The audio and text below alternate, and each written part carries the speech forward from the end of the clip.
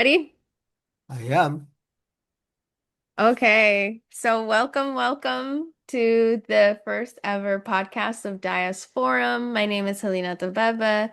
I will be the host of this podcast where we talk about the life and experience of someone that is from the diaspora community. We also host intergenerational conversations, which is what today's topic is about.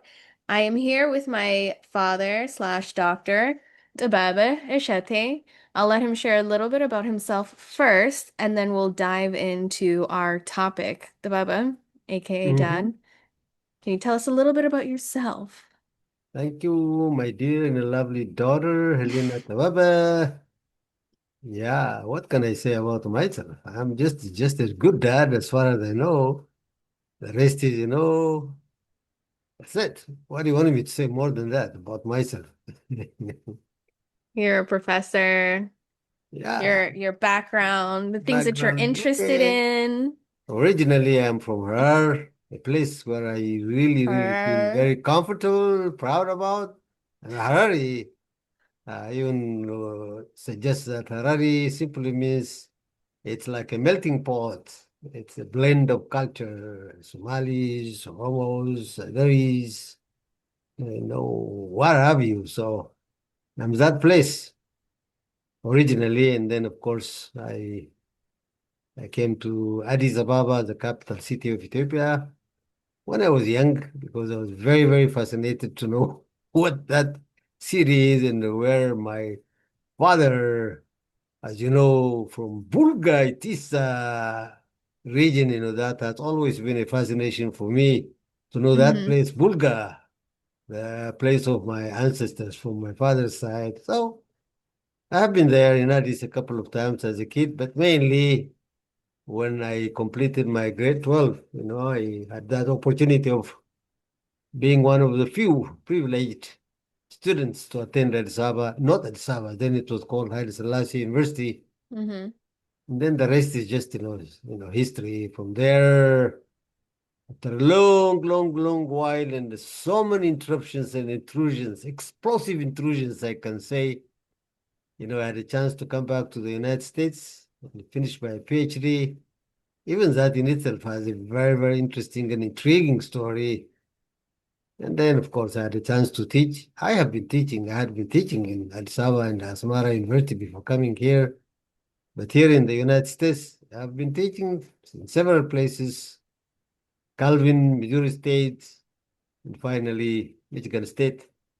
That's a long and short story of this guy, your dad, me, Tababa. All right. Well, thank you for sharing a little bit about yourself. There's a lot of movement in your story, which is going to be a topic or the main topic, which actually was brought up because, as you know, I'm gonna be gone for an entire month bike packing throughout Europe. And You took I, that sense of adventure, you took it from me. It's in your DNA. well, They used to call me Budigi when I was a kid. yeah, but the game basically means to pick something up and go, in a sense, Quickly, just just quickly. enjoy the moment. Just go as it Yeah. go. Well, I think I have a little bit of you and mom because yes, I can bidige, but I will need to know the plan before I can just go. Well, I would have to have a plan. you belong to a But different generation. mm, yeah. Yeah, you have to do that. You Um, have no choice. yeah. So, as you know, bike touring by myself in Europe, extremely scary, extremely nerve-wracking, as it's my first time being in a completely different countries, literally countries, um, with different languages, different cultures, different customs, and all of this is, going through my mind and I'm panicking and I'm panicking and I'm leaving today, literally in the next 7 to 8 hours. And then I had this idea of like, wow, I'm only here for 30 days, but imagine literally uprooting your life and moving to a whole other country. And so that's why I wanted to have this conversation with you. I just want to keep in mind that we are only going to be talking for the next like 40-ish minutes, so brief responses will be helpful. But let's talk about your experience moving to the United States. So the first question that I have for you is like when you found out that you were definitely moving, you had your papers ready to go, everything was ready, and you're like, oh my God, I'm definitely going to move to the United States. What was your absolute first reaction? I don't really fully remember how I reacted.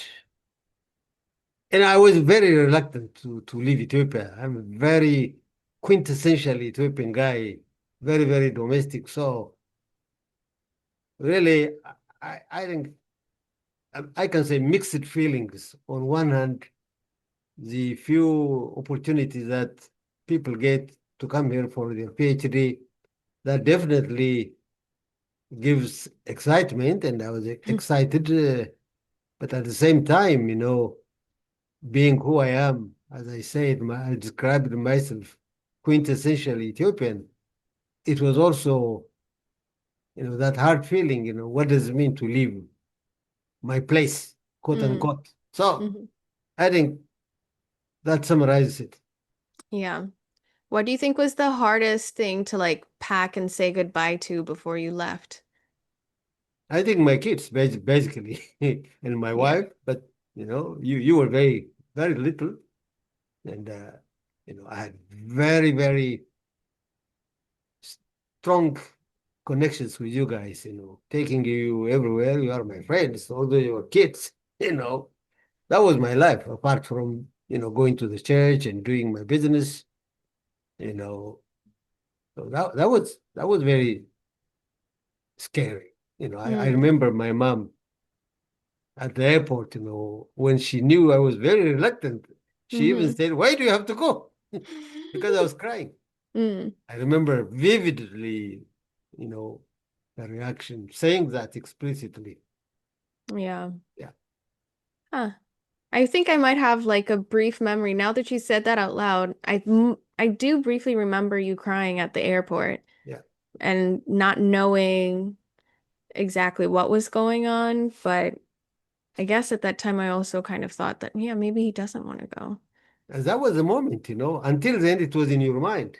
Hmm But when the final moment came with my ticket, jumping into the room and knowing that I will soon be boarding, that was the Yeah. moment. Yeah. At that time, reality hit me. Really, it did. Mm, mm. Did you like think at that time like that your move to the US was temporary? Like how many years did you expect yourself to like stay in the US at that time? Or did you know that you're going to be here indefinitely? Oh, no, no, no. Fierce. I told you.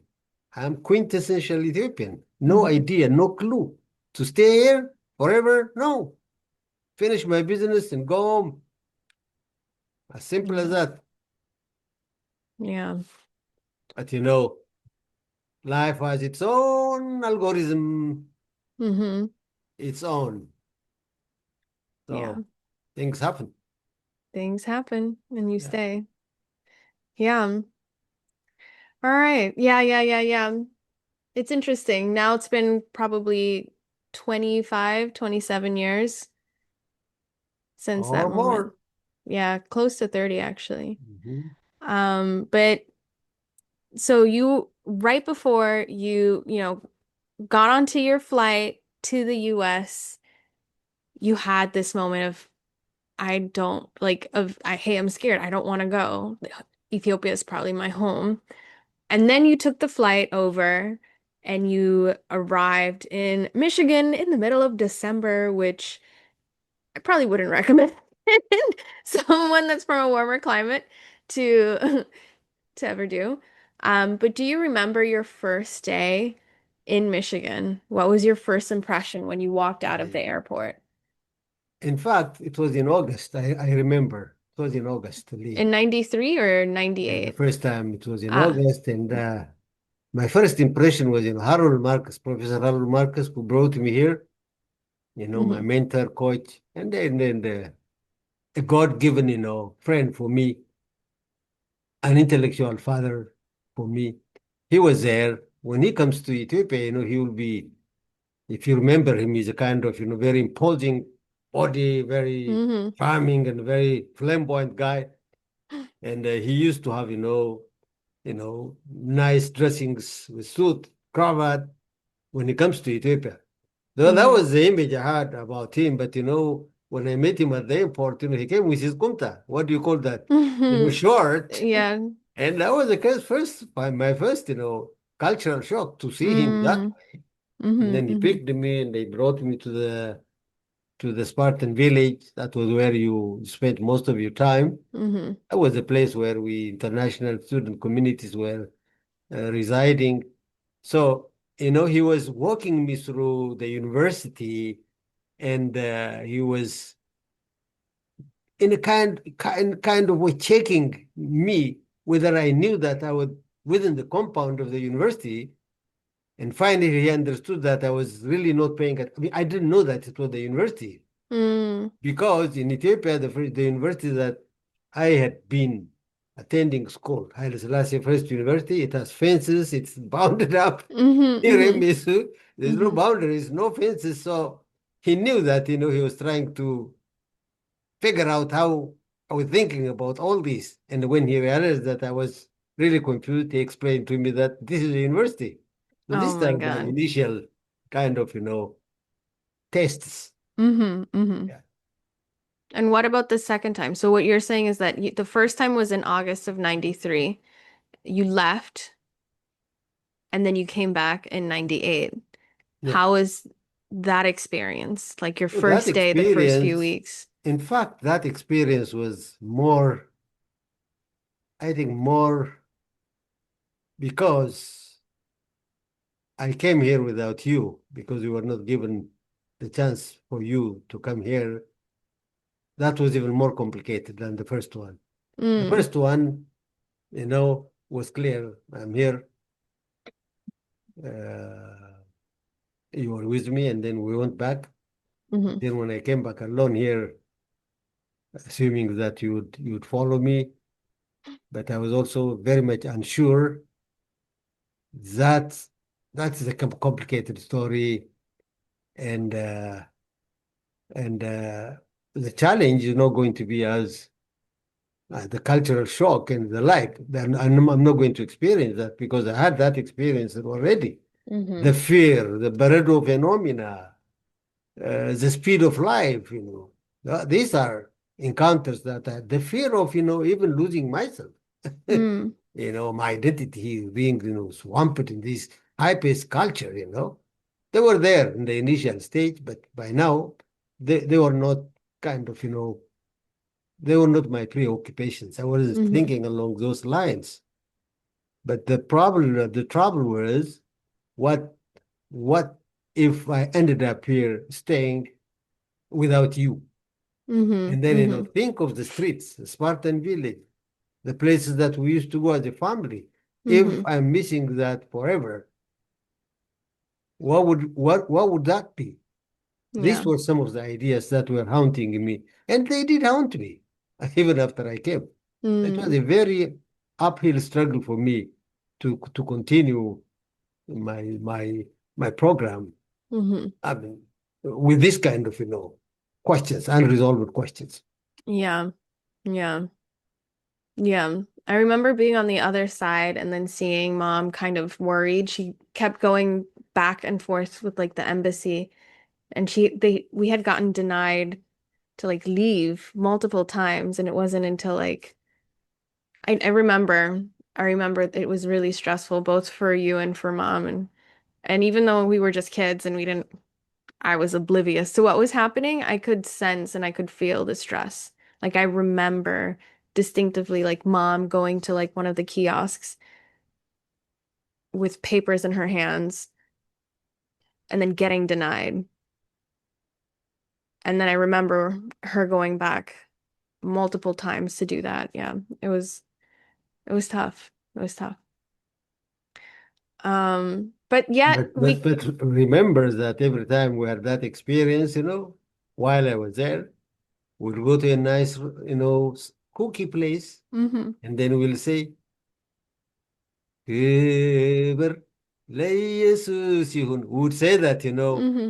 we Mm-hmm. never accepted that as a kind of final defeat. Yeah. We kind of said it's all in his hand. So Mm-hmm. in this case, I think your mom was more comfortable.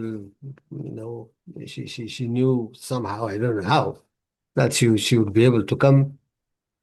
I wasn't absolutely sure, but in any Mm-hmm. case, life is sometimes it's a mystery, it's a struggle. So I struggled. Yeah. Yeah, Yeah, you did. yeah. You did. But somehow the stars aligned and you were able to come to Michigan State University once again. And then you were here for weeks, and then months started to pass. And what my next question to you is, when did homesickness hit you the hardest, and how did Oh, you cope with it? no, the homesickness for me, it is an eternal issue. What do Lina, knowing your dad,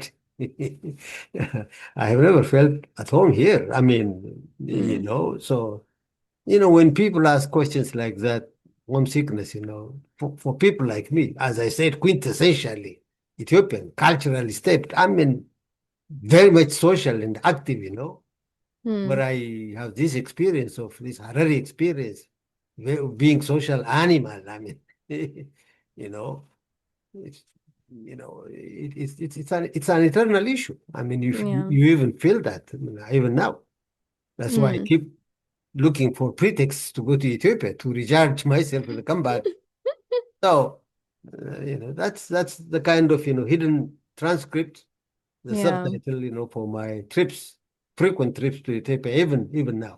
Mm, More at home there than here. I mean, which is natural because that's my home. Agar ምንለው yeah.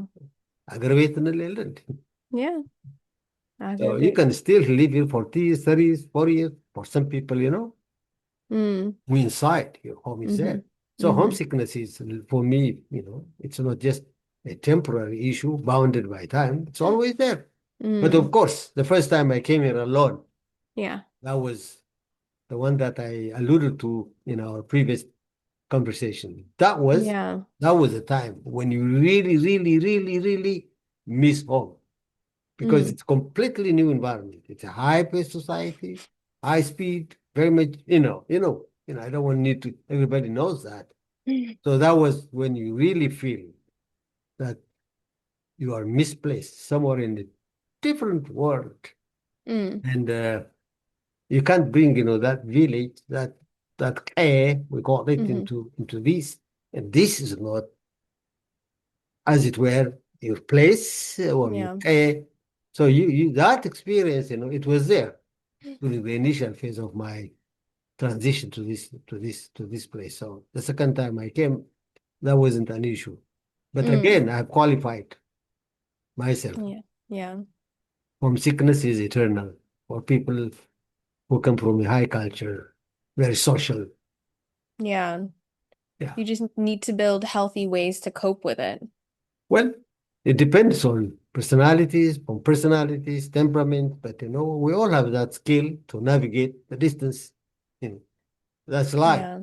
Yeah. That's the way we are designed to adapt and continue to live. Yeah. Yeah. Well, you actually answered a couple other questions that I had, which is after nearly living 3 decades here, would you consider US as home now? But you have just said Ethiopia. You are quintessential Ethiopian. Quintessentially Ethiopian. Yeah, I'm glad that God has allowed me to be in a great nation. It's a Mm, great nation, no doubt. And it yeah. gave me opportunity to learn. Yeah. And I don't want to be ingratis, if you know what Mhm. that term is. I'm grateful for that. I'm Yeah. grateful that, you're given the chance to go through schools, universities, you know. There's Yeah. so much for which, I have to be very grateful for being here. I don't mean that, I have any issue with this, but, I have that born thing in me. Yeah. Except in America, the umbilical cord. Mm-hmm. It is there. So Mm-hmm. you can't help it. Yeah. Yeah. Hmm. But even though you consider, you still can't help the idea that you were quintessentially Ethiopian. How has moving to the US helped or enabled change in you as a person? Are you different than you would have been if you had stayed in Ethiopia? Wow, this is a very deep question, Liye. Existential question. Shall I avoid it? It's And you, very much difficult to answer. Has it changed me? Has it changed me?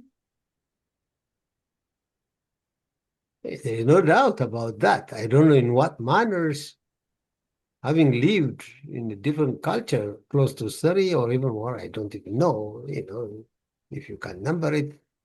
Then to say that it hasn't changed me, it has changed me, but I don't know in what specific hmm, ways it has. yeah. It's hard. Maybe you can come to this question some other time Yeah. because I haven't thought of it in terms of, what is it? Da, da, da. Hmm. Where But would there's your no life doubt have that, been? I mean, when I go to Ethiopia, there was an occasion where I visited a family with my niece, and then there was a guy coming here to the United States getting this, what they call DV or diversity visa. Hmm.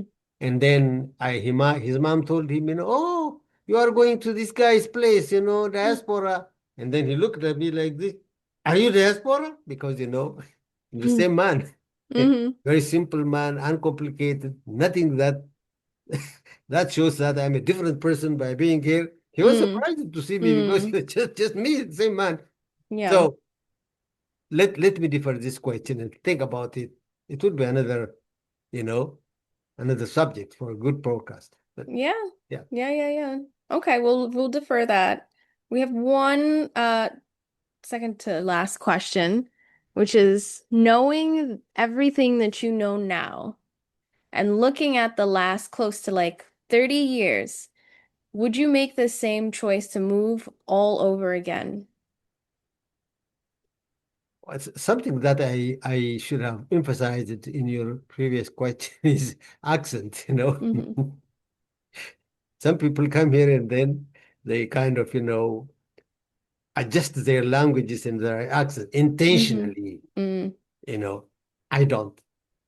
Yeah. So I just wanted to bring that. Even, my students, I tell them, my accent is my weapon, just like Yeah. just like Hormuz is a weapon now to Oh Iran. man, getting No, forget political. this. Getting But canceled just as we began. okay, so as I said, but the last question, is Hmm. it the last or the second from the last? This can be the last. Okay, can you say that again? The Yes. accent issue Well, took me. I actually that you brought up a really good question, which is like, what's something from your home that still remains? And it's a good, and you've just mentioned your accent, which is pretty interesting. And you're like, yeah, I'm gonna just keep this accent. I don't care. Like, yeah, I'll keep it. As And my then identity, that's your I wouldn't identity. say I wouldn't say water today and then another How times do you say water. world? That's Say my identity. world. Keep Can you say world? word. World. World. Yeah. It's always tricky for English language learners. Another thing that I have kept, because I want to include But myself in, it Dad. was a pivotal question. The question is, what did you miss? And for everything, I miss everything, everything. But your question Yeah. is, what did you miss after so many years? Everything. Yeah. Yeah. I can't pinpoint one thing and say, this is what I miss, everything. Mm-hmm. Mm-hmm. Hmm. Well, one thing for me that has remained is this thing that we do in I don't know if it's a certain region, but when you are listening to someone talk in the US, you respond like to show them that you're listening, you respond with these like fillers. There's a technical name that I'm forgetting, but it's like uh-huh, right? But in Ethiopia, what do we do? It depends from culture to culture. Okay, but what is a very common one? I think it's nodding. No, Yeah. you have just had your Ethiopian car revoked. It's Oh, is that not nodding? no, The the body no, language? it's not body, it's a sound. It's like Ah. when you're like taking in a gasping, like the gasping sound, like Mm-hmm. so usually, and I don't know if it still happens. But I did notice this in newscasters, et cetera, and sometimes in conversations. What I would do is like when someone is talking and I want to show them, and I don't even think about it, but when I'm showing that I'm listening to them, I don't go, mm-hmm, mm-hmm, mm-hmm. I go, and earlier, like in my 20s, people would be like, what are you doing? Are you okay? Is everything okay? And I'm like, yeah, it's okay. Yeah. Okay. And then they're like, okay, Mm-hmm. just heard you gasp.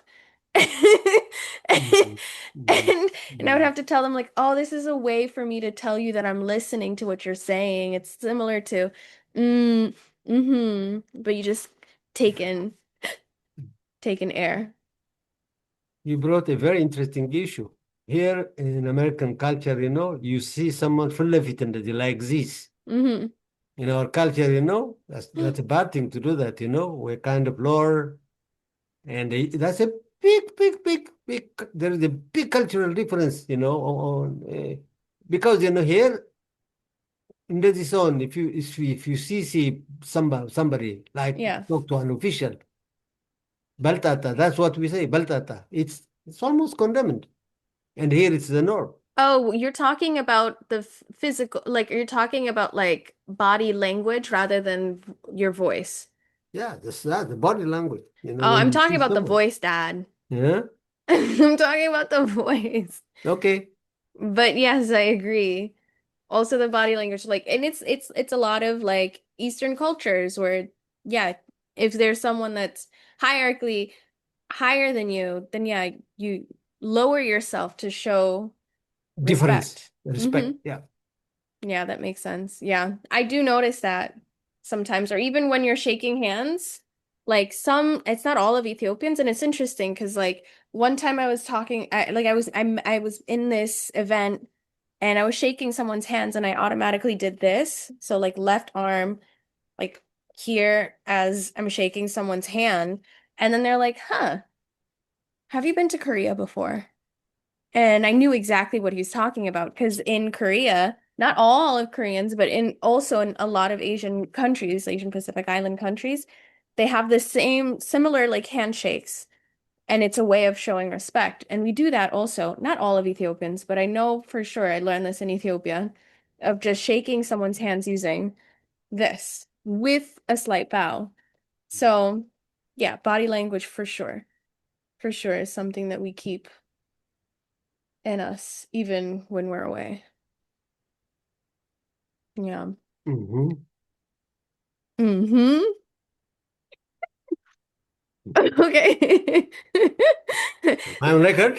Huh? Am I on record? Yes, you are on Good, record. good, good. Is this accurate? Am I wrong Yeah. for saying No, that? no, you're right. Very Okay. nice. Yeah, on spot. On the spot. Also, okay. Do you ever have trouble with slangs, idioms, idiomatic phrases? Like on the spot, or crossing your T's and dotting your I's or Idiomatic expressions expressions? pertaining to Ethiopian culture, or you mean No, here? English, in English. Well, I can give you an incident, a very Mm-hmm. shocking incident. Somebody asked me one day, "What have you done to stay out of trouble?" Mm-hmm. This is an idiom. I didn't know that. It simply means, hi, or what's up, as you say. So I Yeah. shared him what happened. I had this accident, I had this, and then the guy was, squirming. And I didn't know what he was doing until I described this event to my friend Jim, as you know. And Yeah. he laughed and laughed and laughed. Oh And he told no. me that, "Tawaba, poor Tawaba." In American culture, this simply means what's up or hi. Yeah. So I think Yeah. this one interesting, very That's interesting, funny. yeah, story to share. Yeah. Yeah. I think that's also something like regardless of your generation, it's something that you will face. Just as an English language learner, idiomatic expressions and phrases Yeah. are tough. And I also have problems with that. And I don't sound like an English language learner, but there are many times where people say these phrases or expressions, and I'm like, y'all, Yeah. Yeah. I really don't know what you're saying. Yeah. You have to be Because explicit. idioms are culturally toned and contexted, so you have to be a Yes. part of that to get Yes. to know the nuances. Yes, Yeah. yes, yes. Yeah. Well, the last question that I have for you is a little bit deeper. So we had some fun combos, but now we're gonna get into the Okay, let last me and final relax. one. Yeah, get yourself ready. Get Deep yourself breathe. prepared. Hmm. Did you do your deep breaths? I did Okay, in my good. own way, And you in a culturally appropriate way. Which culture are you referring to? Oh, yeah. I qualified myself, daughter. Okay, so last question. Knowing everything that you know now, and looking back at the last 30 years, 30-ish, less than 30, close to 30 years, right? Would you make the same choice to move all over again?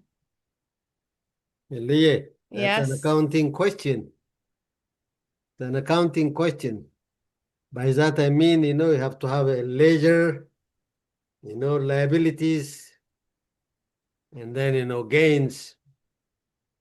It will be, I would be very careful, to answer these questions Mm, because let me use my own poor theology, in my belief system as a Christian, we have this from the book of Romans 8:28 that says very clearly, whatever happens to us, hmm as long as we love God and we live according to his purpose, hmm they all work together for good. I think Yeah. unless you see it from that point of view, there is so much missing in the equation. There is also so much added into the equation. Mm, Unless you finally say, "Kullum labagono," that God is good, and then he is our steps are always ordained by him. And hmm in these stops, there are trials, stops, zigzags, missing some elements without going into the details. So unless you see it from that summit point of view, hmm it's not easy to do the accounting and say, I wouldn't have done it, or I would. It's good that I did it. So I leave Yeah. it there. There you go. It's good that you did it. Yeah. Because we would not be where we are today had you not made that decision. Yeah. There And you go. this conversation This is part of that conversation. story. That's right. That's right. That's right. Yeah. Well, I'm glad we ended that on a positive note. I appreciate you, Dad. Hmm. I appreciate you too. Okay, I was waiting for that. It took you a little longer. Yeah, in a cultural way, we have to give a distance. Yeah. You're in Hindi kal America. kala ko Everything rin happens instantaneously. You have No, to say it no, right after. no. You have to take it from your heart, bring it to the mind, and let it flow through your mouth, But Dad, your through the brain system. processes that faster than Really, it took you to there is a respond. protocol for everything. Now, this is my protocol, good or bad. All right. Okay. Yeah. Well, thank you again, Dad, Mm-hmm, mm-hmm, aka Dr. Tababa Eshete, for mm-hmm, taking the time mm-hmm, to chat on Diasporum's podcast. This is the mm-hmm, first podcast. There will be more to come. mm-hmm. Hopefully, in the next few weeks, if not months, we'll have some questions from the young folks to ask you and other elders in the community about your experiences, but also some of the intergenerational gaps and how can I explain that? Intergenerational gaps, but also areas that create these gaps, like culture clashes, Yeah. expectations versus reality. Mm. Would you allow me to share one humorous story? Yes, but it has to be less than 5 minutes. No, it shouldn't. As you know, my son Samuel invited me, to go to Mac after so many years. hmm And one day I told him, "Thank you, son. You gave me a chance to see the world in a new way."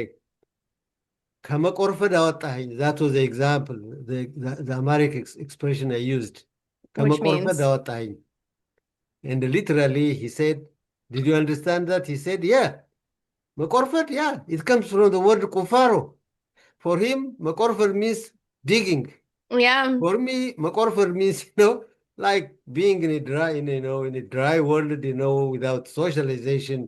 And I was saying, you gave me a break to that.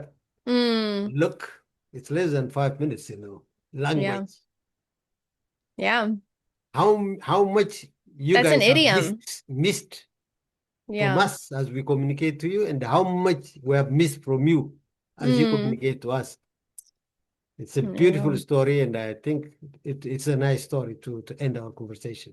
Yeah. And it kind of reaffirms why it is that we're having this conversation right now, Mhm, so mhm. that we don't miss. Good. We get it from the source. All right. Mhm. Well, Thank thanks you. again for chatting. Thank you, Leah. Thank you, Leah. Everyone. Yeah, Yes. All right. an Wait, honor. no, I have, oh yeah, okay. It's an honor and a big privilege, I mean, for parents to have such kind of lively, candid conversations with their daughters. I mean, how many of us can do that?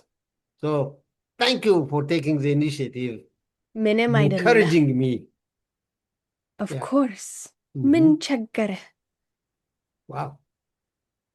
Can you say that in English? Why does it bother you? Why would it even bother you? Min chaggare. What Checker. is the burden that is placed on you? No, Okay. I don't know. Is Min she? chaggare. Is she? Yes. Is she? Is she? Ciao. Ciao, Lie. Ciao. Peace.